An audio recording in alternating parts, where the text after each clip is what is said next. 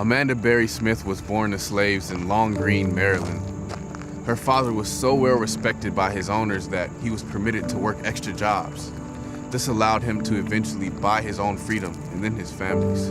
Growing up, Amanda had the privilege of learning how to read and write. Every Sunday morning, her father would read them the Bible. By the time Amanda was 32, she had already lost 2 husbands and 4 out of her 5 children. After losing one of her husbands in the American Civil War, she had to work extra as a cooker and a washerwoman to provide for her and her daughter.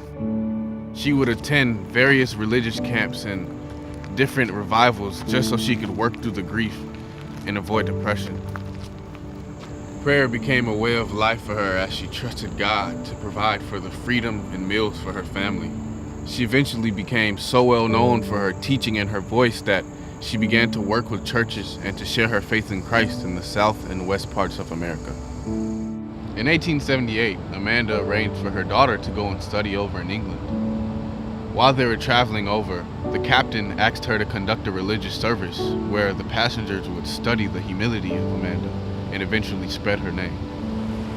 After living in England for 2 years, she then served as a missionary to India, where she stayed for a year and a half. Next was an 8-year stint in Africa, working with churches and sharing her faith in Christ. She traveled to Liberia and West Africa, and there Amanda expanded her family by adopting 2 African boys. While in Africa, she suffered from repeated attacks of African fever, but persisted in her work. Upon her return stateside, she was invited by Reverend Dr. Theodore Ledyard Cuyler to preach at his Presbyterian Church in Brooklyn, New York. The next season in Amanda's life found her funding for the Amanda Smith Orphanage and Industrial Home for abandoned and destitute colored children in Chicago. The institution provided a home for children to become self-reliant. Amanda traveled to many states to fundraise. Towards the end of her life, she continued to travel to other nations and bring the gospel. She was even dubbed as God's image carved in ebony because of the humility she was able to maintain throughout a life of struggles and hardships.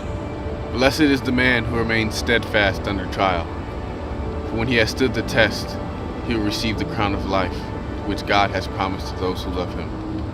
James 1:12.